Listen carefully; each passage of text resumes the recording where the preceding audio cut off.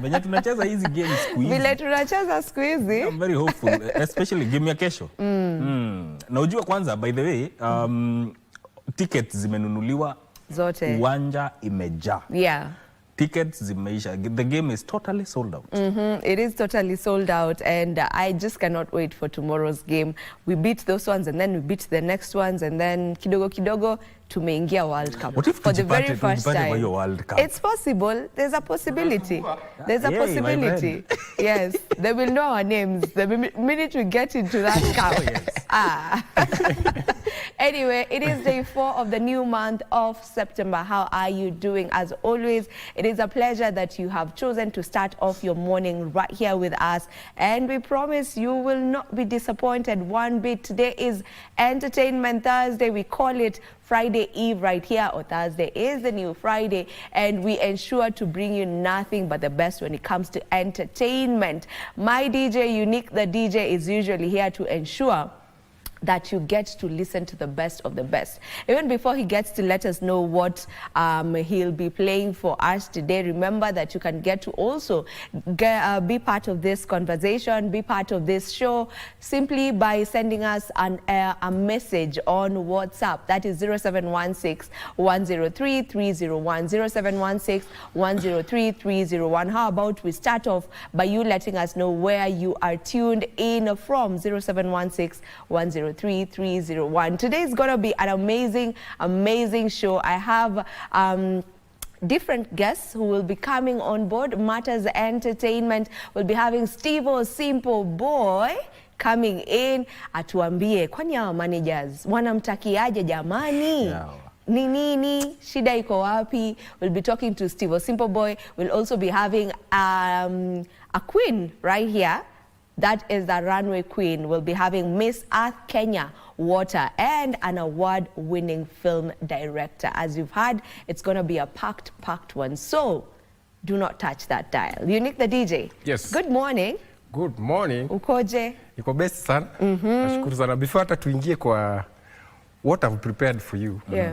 Mimi issue yangu iko kwa Waluya. Ai. Okay. Do you know? Nani watu wenu eh? I know. Do you know these guys, there's a bus that was traveling from Western. Yeah. Then wakasimamisha gari. I think venye usimamisha gari kwenda like ku stretch kidogo. Yes. Then I think kuku pia ilitoka ikaenda ku stretch kidogo. Pia kuku ilitoka ilitoka kwenda ku stretch kidogo. Haja ndogo. Yes. Sasa kila mtu kwa basi ilibidi ameshuka kutafuta hiyo kuku. That's an actual story. Yes, there is. It happened. I think last week. Oh. Yes. So wakaenda kutafuta kuku. Walienda wakatafuta kuku na waka make sure safari imestopiwa kwanza watafute kuku kila mtu kwa basi. Okay. Did they find it? Yes. Oh, they had to find. Wala iko imefungwa miguu by the way. I think ni zile tu hizo uchukuliwa zinaweka kwa boot pia ikasema wacha nyoroshe miguu kwanza. Pia hiyo stretch kidogo. Okay. Yeah. That makes sense. It does not make sense one bit. But anyway, it doesn't make sense. That was something something that I've been just laughing at like the whole of the week. Imekuwa too interesting sana. Nasema kumbe wale wana treasure kuku by the way. Sana. It's like your community's totem. Yeah. Yep. Anyway, wacha tujie kwa mimi. So like literally I've already I've prepared a very dope playlist for you today. Always make sure like nawapeleka na rada for every new music imetokea. This one nilikuwa nimecompile through the week. I'll just go through. The list is endless, ni refu, lakini I'll pass through too because of time. Calligraph Jones, he has a new song in it, Confused. It's a very beautiful song, by the way. Now, actually, it's just the song that is talking about the day-to-day life. Vitu tunapitia, most of them. Uncle Jing Jong akona new song inaitwa Ramping Shop, very beautiful song. Willie Paul and Okello Max, Ahere. I think it may pronounce Ahere. Ahere, exactly. Guardian Angel na Rose Mohando, they have a new song. Na Mandy akona new song inaitwa Njia. Makosa by Trio Mio, Sean MMG, YBW, they have a new song. Breeder, akona new song inaitwa Maziwa. So the list is endless. So sitajisoma zote, but I'll be playing them to so keep it locked na request iendelee kama mapema hivi, au sio? Absolutely. DJ. Yes. Nataka nisikie maoni yako kwa hii kitu. And I also want Vivian Robia kama ni ukweli ama itafanyika. September is the month to take your man out for a date. Peleka mtu wako man's yako kwa date. Vivian. September is take your man's out Yes. date month. Unampeleka date hapo. Hakuna shida. Hakuna shida. Si unapanga tu date vizuri unampeleka alafu yeye ndo analipa bado. Sikia. Simekabia. Actually, that is what always happened. Yeah. Idea inakuanga for lady ndo anakujanga na idea kwenda out. But ku spend nani spend Mwanaume. Aya, birthday yako. Anakununulia gift ama unamnunulia gift? Mimi nalitoanga socks. This life no balance. I mean, This life no balance. Hakuna job. Like, kama ni birthday yake uta make sure umembuy vitu like like out. Alafu birthday yako ana expect umpeleke out. Alafu mnunulie gift. Bado. Na birthday ni yako. Yeah. see, you just tell these ladies that you people are seeing what you want for your birthday. If you don't say, socks is the first thing that comes to mind. Kama ni socks. Mbona ni socks ikuje tu ya kwanza? There's some thought that went into it. It's the thought Kwa that hizi vitu zote counts. mbona socks inakuja It ya is the kwanza? thought that counts. If you want something, just say it out loud. Why socks? Na vest. Kwanza zile za white. Hii tunaweza debate the whole day. Yeah. But indeed, welcome to Entertainment Thursday. My name is Mike Bigby. I want us to take a different conversation. This concerns air pollution, given that in Kenya alone, we have, Kenya grapples with around 5,000. I understand your microphone has a bit of an issue. So, yeah, Mike will be coming in with a conversation immediately after this, and they'll be talking about fresh air in general. Like, how is the air around you? That is what they will be speaking about. So you better stay tuned for that conversation. And immediately after, yes, we have our dancing shoes on and get to enjoy some entertainment. This is Entertainment Thursday right here on Good Morning Kenya. Vivian Dego is my name. Don't go too far.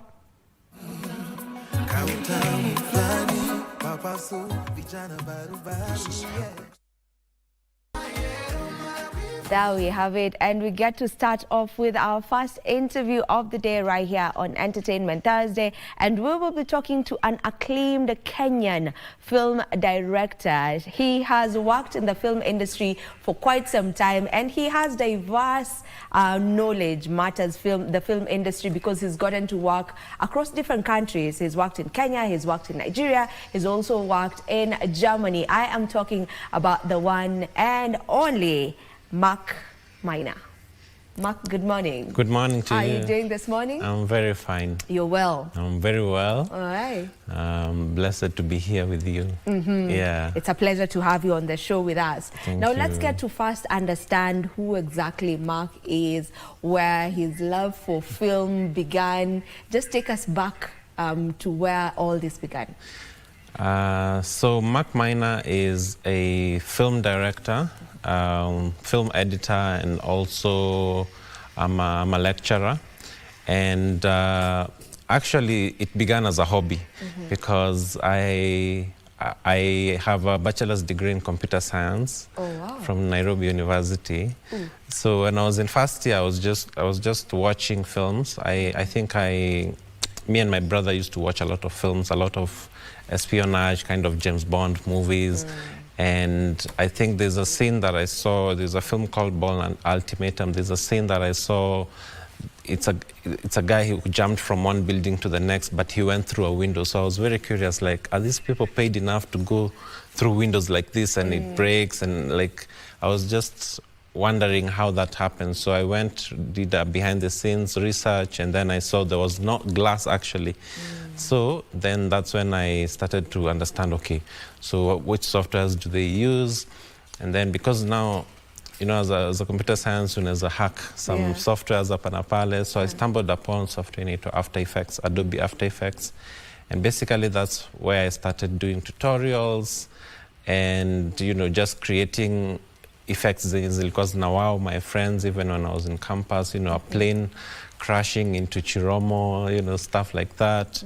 And eventually I started now telling stories to support these effects, like now writing stories. Sometimes we would pick a scene from our favorite movie, my bro would act, and then I would do everything else. I would be the lighting, the sound, the director, the editor. Yeah. And then eventually I joined a small school in Ito Youth Film Platform. It was based in Kiambu, and that's where now I met all these diverse people, and I understood that that's where now teamwork started, because ukipatana na mtu who is better at doing sound than you, who is better at camera than you, then you start now to enjoy it more, because now you can focus on what you really want to do and love. And that's where now I picked this team, and we just started making movies. Eventually, I think to God amekuwa on my side. The films started doing really well. We did a film, I think after that, ikaenda Machawood. It was the first Machakos Film Festival, and it ended up being the second runners-up, which is like number 3. And then we did another one, which now went to Cannes Film Festival, which is in France, which was actually the only African film that was there. A film to Cannes? Yeah. That's It really was. nice. I was really humbled. I didn't believe it. Even my actors, my crew, they were all like, "What?" Yeah. What was the film about? So, Neophobia. It's a film about a woman who is used to doing old things. So whenever she stumbles upon anything new, she has this physical effects. She quivers. Everything just doesn't work. So she lives in the outskirts of town, and then she had this opportunity to now come to town, and she realized that, as much as a lot of things are changing, her internal, like her heart is not changing. And eventually we realized that she's looking for new adventures, new activities, and it's a 17-minute film. And we actually did it with a very small crew over 6 days. And, going to Cannes was really, really, really humbling, because when I left here, I felt like, the best film has gone to Cannes and all this. But then when you land there, you meet a 19-year-old Korean who has also done a movie equally good. So you're like, okay. Competition is really tough out here, but it also grounded me to actually see, when you're on that level, like what you should expect, because I got a chance to meet some really big celebrities, Will Smith, people I always look up to when I was even starting out, just watching them. And I think after that, then I went to Germany. Through DocuBox, I went to Germany. There's a film school called Film Academy Baden-Württemberg. It's in Ludwigsburg, in the southern part of Germany. And also, I spent 1 year there just learning, directing, learning animation, and also writing as well. And I also made a film. I took a chance to make a science fiction film, because I felt like with the resources they had, this is the strange thing about that place. So you're given a budget, you're given the cameras you want. If it's just to be technical, kuna Ari, kuna Red, and then you're given your set, like you're given all that, but you don't have a team. Which is really opposite from like Kenya, where you have all this big team, but you don't have money, you don't have the resources. But that's cool, So now you had to coerce people to come and join your production. Like if you identify a good cinematographer, you'll go probably meet them at a bar or after party somewhere where they're easy to say yes. And it was a fun experience. Eventually, I ended up making a science fiction in Ito Harriet. And basically, the story is about a guy who is in a mental institution. Basically, he's supposed to use AI, or let me say Siri, to be smarter. And yeah, the film did well. I think it was the best in class. Wow. So after that, then, you know, I ended up now in Nigeria, where now I met the Ogas, thanks to my... I can see you're representing them quite well. Thanks to their fashion, I was always in love with their fashion, because I think they do a good job in terms of that. And so when I was in Nigeria, I was working for a company called Ebony Life. Ebony Life is responsible for some of the big series that are on Netflix, Blood Sisters, Olo Toure, The King's Horseman, you know, just, you know, The Wedding Party. And also that was a really, really good experience. And when I was there, that's when now I decided, okay, let me just also shoot my own movie before I come back to Kenya, because I knew eventually I would come back to Kenya. And that's the film that I actually recently finished. A Pause for Reflection. A Pause for Reflection. All right, there's one that is actually on screen right now. If we can just begin it so that we get to listen into it.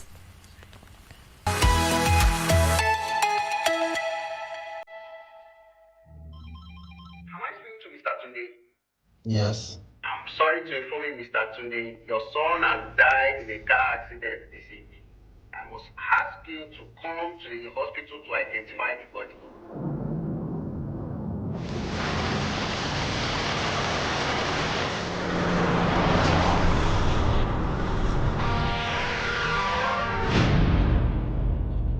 Which hospital? Tanya.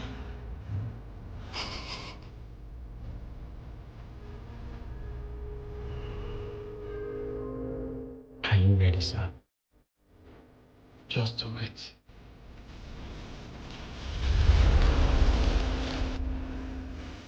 I think I realized what was happening in the park that day. How weird is that? I mean, I know I just moved into this town 2 weeks ago, but don't you think it's weird that she's not even trying to help her daughter? Mommy! Papa! Try again! Where's her mother?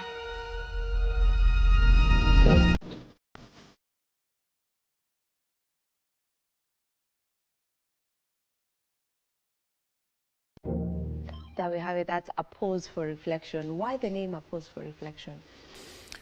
Because you will pause for reflection when the movie ends. No, but I think it's because... an actual reason. It was Come on. You can't play me like that. Okay, yeah. No, but it's because it makes you think deeply. So if I just take you back to the genesis of this story, where it stemmed from, Mo Abudu had her birthday. This is the Ebony Life CEO. So one of the attires that she required people to wear was Chinese-looking kind of attire. So I was like, in my closet, I don't have any Chinese clothes. So me and my colleagues decided to go to China Square and look for something that looks Chinese. So when I was now going to the boutiques, I saw a really nice shoe. It was glittery, it looked nice. So I looked around, there's nobody in the shop. So I was like, okay, you see the way when you go to a shop, you're like, okay, who's selling here? Yeah. And then I see there's a woman very far, like four stores away, shouting at me, what do you want? And I'm like, okay, I can't shout back over all these people and these stores. So I just point at the store, like I'm interested in something. And then she's like, what? And then I just keep pointing. And then she comes very slowly, very nonchalant. And I'm like, she has made money if she's not interested to sell. So eventually she comes, she asks me, okay, what do you want, sir? And then I'm like, I'm interested in the shoe, how much is it? and then she gives me a very high price, like, and you know, when you're living in a different country, always there's this tendency we have, you could translate the bill, convert, like, so how much is that? Then I find out it's like 6K Kenyan shillings. I'm like, okay, maybe I can try go lower or something. And then eventually we bargain, eventually inafika place, ajashuka sana. So I'm like, okay, let me go and revisit my budget. I'll come back later. And then she's like, okay, you're not going anywhere. You go buy this shoe. So I'm like, okay, how are you going to force me to buy the shoe? I don't have the money. And then she eventually notices or picks up my accent. And then she's like, you're not from here, Abi? And then I'm like, yeah, I'm not from here. I'm from Kenya. Oh, good, sir. Okay. So how much you want to pay for this? And then eventually she was more hospitable, you know, and eventually we came to an agreement. And she started telling me all these things about that her son has just impregnated a little girl, and you know, and she's trying to battle all this through her head because the son doesn't have work.